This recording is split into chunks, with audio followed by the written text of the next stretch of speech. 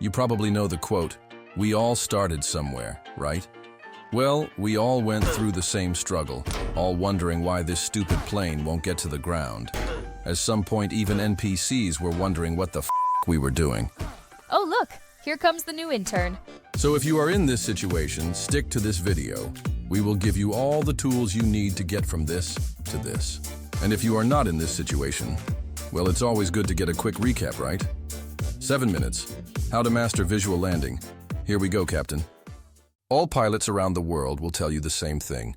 Speed is life, and believe it or not, but airspeed is the most important thing to consider during a landing. Not enough airspeed and the plane will fall like a rock. Too much airspeed and the plane will bounce. But how do you determine the speed you need to be at during landing? Here comes the first tip. Here is a typical airspeed indicator that you would find on any modern aircraft. You want to focus on the beginning of the white arc. This speed is called velocity stall 0 or VS0. In other words, the stall speed in full flaps configuration. Take that speed and multiply it by 1.3. That will give you the optimal speed during approach and landing. Let's give it an example.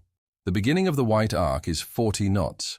40 times 1.3 equal 52, meaning the optimal landing speed or V reference in full flaps configuration is 52 knots. For a clean configuration, the beginning of the green arc is 48 knots. From that information, we can calculate the reference speed for a landing without flaps. Easy, right? Nevertheless, on bigger planes like airliners, the weight and other factors have too much impact on the landing speed. As a result, the reference speed is calculated by the onboard computer. Please note that on each flight your aircraft is loaded differently, so this landing speed will always change from one flight to another. On Airbus, you might click the performance button, then cycle next phase until you reach APPR, and there you should find VAPP as your reference landing speed. On Boeing, it's a bit different. You might want to click Init Ref, then Index and Approach. From that window, you can select the landing airspeed depending on your configuration. I usually land with 30 degrees flaps, so let's take it and input it in the onboard computer. Something I forgot to mention is that you'll need to lower flaps in order to maintain your landing speed, otherwise your plane will fall like a rock. Consider flaps as a magic effect that allows your plane to maintain lift at lower speed. Step 1 completed, now you know which airspeed your aircraft should be during your approach. Now let's talk about how to master the visual approach. I know the tutorial from MSFS 2024 seems confusing.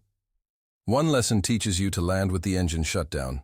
Another lesson asks you to land only with the engine power similar to an F-18 on an aircraft carrier. It's a mess, so please disregard anything you learned from that and only apply one simple rule. Aim at the target point while coordinating pitch and power. The target point can be two things. Pilots commonly use the aiming point, represented by these two white markings on the runway, or, on a short field landing, you can choose to aim at the threshold. For this tutorial, we will consider the aiming point as our reference. Our goal during the approach is to aim at this target without thinking or anticipating about the future flare and touchdown. A simpler way to understand it is to imagine a portal you want to pass through at the aiming point. About pitch and power, the concept is simple. If you feel the aircraft is too low on the glide slope path, you would pull on the yoke and the aircraft would decrease its descent rate. But the side effect is your airspeed going to drop.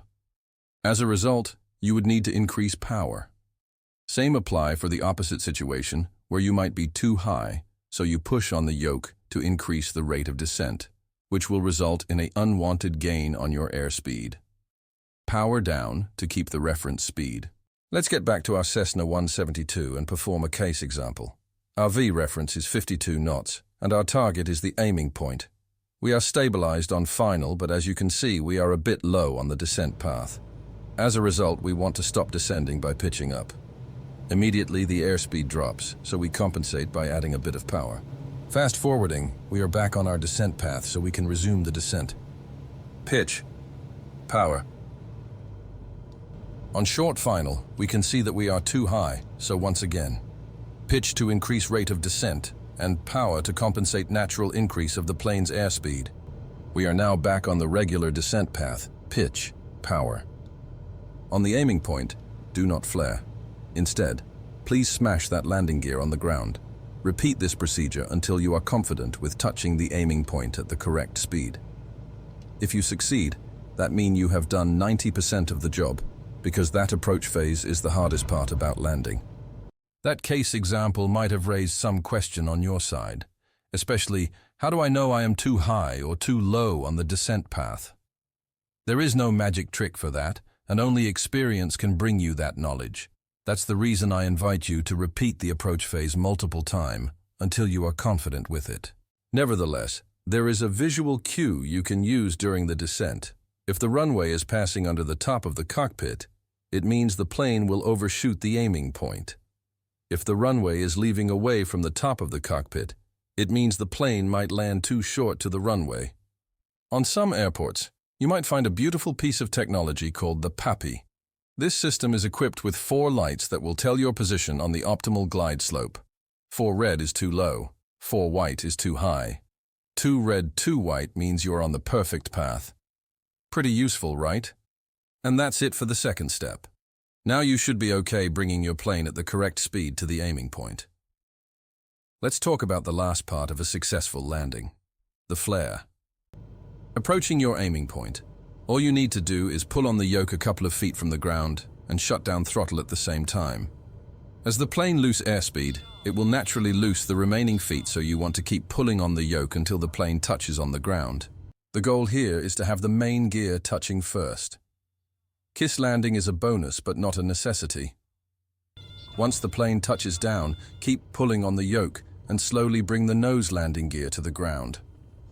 Once all wheels are on the ground, you may start slowing down. And that's it. If you follow these tips, landing will be anything but the nightmare it was before. The more you practice, the more you'll be precise. I hope you learned something today, but if you want to learn more, don't hesitate to check out our last video about ILS and how to perform an auto land. Thanks for watching. Feel free to like and subscribe. Happy landing, Captain.